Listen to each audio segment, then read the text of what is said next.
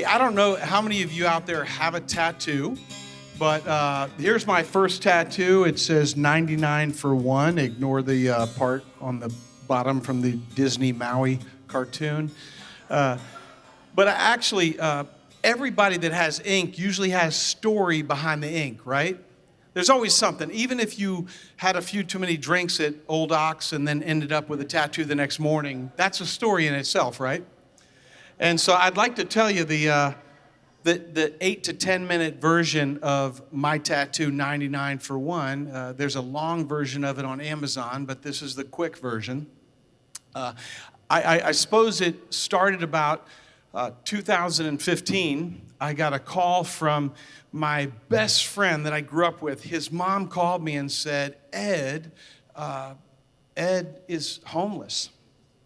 And Ed and I grew up together, we're best friends, really close, and I'm like, what are you talking about? My wife Sandra and I, we just were with him a few months ago. What do you mean he's homeless? And he's homeless. I said, well, I'll call him. No, he took his phone, he threw it in a dumpster. You can't call him. What are you talking about? I don't know if you've ever gotten a phone call like that that's sort of a life-changing phone call, but I stopped and thought, man, I'm sure I had a little bit of denial going on. I'm sure he'll snap out of it. I'm sure I'm going to hear from him. And then I didn't hear from him. And a few months went by, and I'll tell you, I'm a simple faith guy, kind of love God and love others the way you want to be loved if the roles were reversed.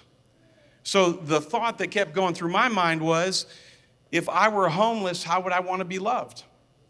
I figure if I was homeless, I wish somebody would look for me. I definitely know I wouldn't want people to forget me. And it would have been really easy if my buddy Ed was homeless in D.C., because I could have just made the trip. And although we grew up in Reston, Virginia, went to South Lakes High School together, Ed got homeless in San Diego. So after I didn't hear from him for a number of months, I bought a plane ticket and I flew to San Diego to find my friend Ed.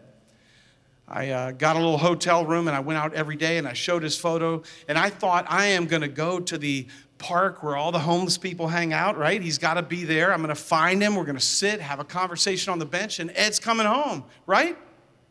I don't know if you know this, but California is like the homeless capital of our country. The smart homeless go there because the weather is great, and I was overwhelmed that there was about 12 to 13,000 homeless people. Every park had homeless people. Ocean Beach, Pacific Beach, everywhere I went, every street I went down, every alley had homeless people. I went crazy showing his photo and saying, have you seen my friend? People said, I recognize, I don't know, he looks familiar, but I was striking out left and right. Day 4, I'm flying home the morning of day 5. Day 4, I finally meet a guy at Ocean Beach by the name of Ted. I call him Crazy Ted. He had a wiry beard, wild hair, and I said, have you seen him? And the first guy said, I know your friend Ed. I'm like, you do? Oh, yeah. But I don't know who you are. I don't know if I can trust you. I'm like, what do you mean? You might be a cop. You might be a bill collector. I don't know who you are. I'm like, dude, I'm Ed's friend. How do you prove friendship? Here's a Facebook post. I started showing him stuff to prove that he could trust me. Finally, whatever I showed him was enough. And then he's like, okay, well, he's downtown. You got a car? Have you ever driven a homeless person? Now, listen, he looked more like Ted Kaczynski, the Unabomber, than Ted Lasso. You know what I'm saying? He was wild. And I'm like, okay, so you want to get in my car? Yes, sir. I'm like, all right. I got the insurance package. Let's do this. And, I got my left hand on the wheel, my right hand just in case. I love homeless people, but I love my family more. And so we drove downtown and we went into this Starbucks that he told me that he and Ed hang out with. And we're going through the Starbucks and he assures me I buy him a coffee and we go through the whole deal. And then there's no Ed. And I'm thinking, Ted burned me, man. Certainly there was a closer Starbucks where we were if you just wanted a free coffee. And he asked me, can I get a ride back down to Ocean Beach? I'm like, of course you can, Ted. You're so wonderful. And so I'm driving him back to Ocean Beach. But I tell you what, he shared something with me in that car, changed my journey. He said this, I got a little tip for you. I'm like, I'd love a tip, Ted. He said, if you want to find your friend, don't stay at some freaking fancy hotel downtown. You got to live homeless like us. I'm like, Really? If you live homeless, I would respect who you are, and you'd know how your friend lives, and you'd know how we live, and we might actually trust you. How many people think about living homeless? I don't know about you. I left, and I couldn't shake that. That thought was in my mind, and I was speaking at a local church here in Ashburn, and so I thought, selfishly, I didn't want to go alone. So I was speaking up front, and I said, who wants to do the cheapest mission trip ever?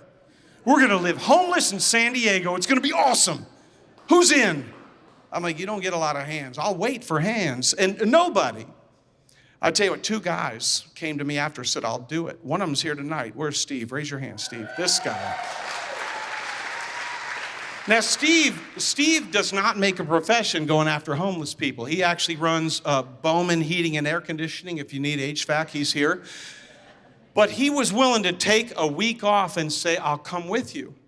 He and another guy named Brian, we flew to San Diego. We knew nothing, but we made some ground rules. We're going to live homeless. We're not going to take any money. We're just going to take a sleeping bag and a backpack and strike out on the street. So we left our valuables at a hotel. We hit the street downtown San Diego, and we started walking around and showing Ed's photo and saying, have you seen my friend? First night, we're woken up by police officers, flashlight in the face. You can't sleep here. Do you read? I'm like, I do read, but I don't know the problem. He's like, well, sign says no sleeping on the beach. I'm like, I came from that direction. Are you a smart aleck? Sometimes, yes. Truth be known. We went out, we met homeless people. Say it never rains in Southern California. That's a lie. It poured that week. It was horrible. We met all sorts of homeless people. I met a gal who said, I know your friend Ed. I partied with him this week. And I said, what do you mean? And she said, I said, what kind of partying? And then she told me my best friend is a meth addict. I didn't know all the terms. I said, he's a mether, and she laughed at me. It's not mether, it's a tweaker. I'm like, I hadn't seen Breaking Bad yet, I'm sorry. But I found out he uses heroin and crystal methamphetamine. So do you keep looking for your friend if that's the case? And I kept looking because I thought if I were an addict, I hope somebody looked for me. So we kept looking. And ABC News San Diego did a story on us. We got some tips. We kept hunting and putting ourselves in harm's way. I tell you, trip 2, I didn't find him. So there was trip 3, and trip 4, and trip 5, and trip 6. My wife Sandra's here, and she trusted me to go and live homeless with people. I don't know if your spouse would let you do that. But I tell you what, trip 6, I started getting discouraged. We had all sorts of other people join Steve and I. Steve hit me up every trip. After trip 6, I got a tip off. Hey, I found your friend. I said, where are you? In San Diego? I'm not in San Diego. I'm in Maui, Hawaii. You know, I certainly am glad Ed got lost in beautiful places. Imagine he was in Milwaukee or Chicago. It'd be horrible. I'm like, San Diego? We're going to Hawaii, honey. Sandra and I booked a trip. We flew to Maui. We got one tip off that he hangs out in bike shops. So we started, a nice thing about a small island, you can hit every bike shop, and we systematically did. We got to the town of Paia, and I'm looking for him, and I got a tip off that Ed was in that town. That's where he hangs out. And I tell you, the second day, trip 7, 2017, the journey was 2.5 years in the making, and I came face to face with my friend.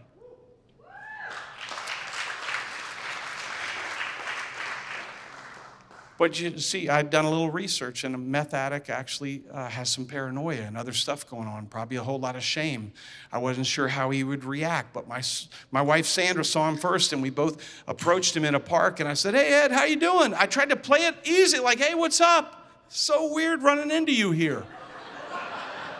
And he looks shocked. He looks over at my wife Sandra. I was like, you remember Sandra? I'm like, yeah. I'm like, it's just, funny coincidence. He goes, very suspicious. I said, well, look, how are you? And we chatted a minute. He was cordial. We took a photo. We gave him a hug, and then I said, can we take you to lunch? No, I gotta go. I can't hang out. I'm really busy. You got a lot going on. I'm like, okay. And I'm telling you, within a 10-minute span, he chatted us up and then got on his bike and took off. And I thought, certainly I didn't come this far and make 7 trips for a 10-minute conversation with my friend. Do you ever have that moment where you're like, man, all these things I wish I'd said and I didn't say it? So then Sandra and I are really hunting, and we're every day out there hunting. We got to find him. We got to find him every day. Last day in Hawaii, we're frustrated. We're sitting in front of a restaurant in Paia, and Ed comes walking right in front. My wife elbowed me. There he is. Ed, what's up, man? We're leaving tomorrow. Tomorrow morning, can we take you to dinner? Nah. Free beer. I mean, Ed was not one to turn down free beer. No, I can't do it. He said, listen, Will, he throws this horrible breakup line at me. It's not you, it's me. I'm like, what? I got to go. I can't do this thing. I can't do old friends. And he starts to run. Now, see, now I've had a few days to think about it, and I thought, I'm going to have to run after my friend. So I started chasing him. You try chasing a paranoid addict. It's an interesting opportunity.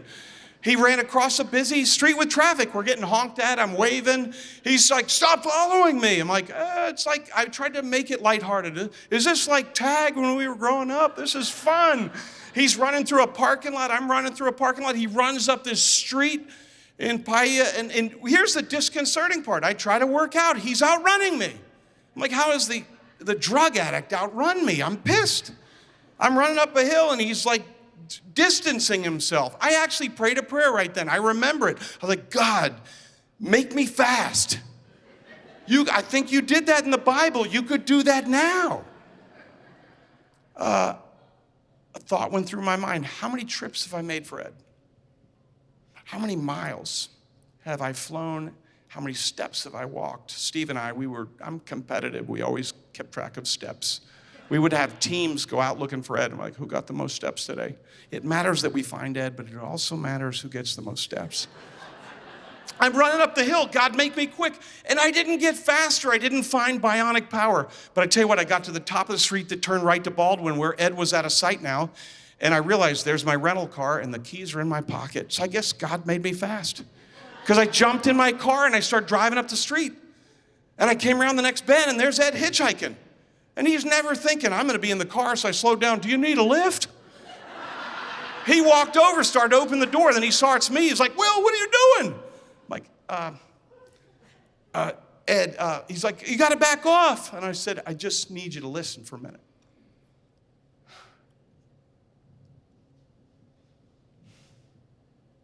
I've made 7 trips looking for you.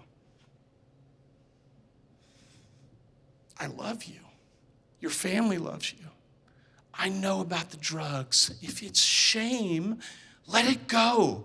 If you need help, I'm here. There are people here. But seriously, come on. I've been homeless 5 times to find you, man. I've almost been killed a couple times. What do it take? He's like, I get it, thank you, but I can't do it. I can't do it. And he walked away. And I respected him. I turned back, found my wife. My wife and I, just kind of thinking it through, said, what do we do? And we decided to go back once a year and just let Ed know we loved him. So we'd fly back to Maui and hunt for Ed. And then when we'd see him, we'd let him know, hey, we love you. We love you. When you're ready to change, we're here. The crazy thing was my buddy Steve and I said, let's keep going to San Diego. We met so many people on the journey. We were like, well, they want us to keep coming now. So let's keep going. 14 trips. Ed came home.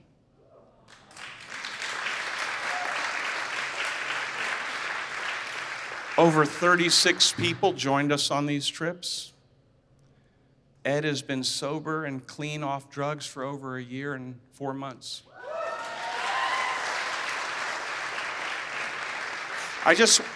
If I'm just going to say kind of something I've learned on the journey, you never give up on somebody. Because if the roles were reversed, would you ever want them to give up on you?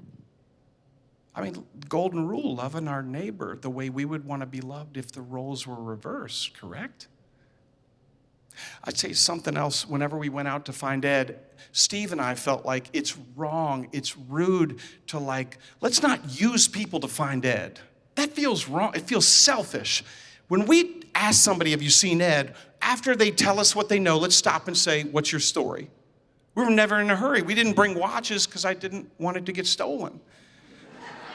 So we'd stop and say, what's your story? And then we'd just listen empathetically. And then we'd offer. We didn't have money. We didn't bring money for the week. We didn't offer money. We would say, can we pray for you? And 9 out of 10 would say, yes, please. Usually it ended up in them weeping with us after they shared the shipwreck of their life. I tell you, if there's something I learned, it was this, that every person you and I see on the street is somebody else's Ed.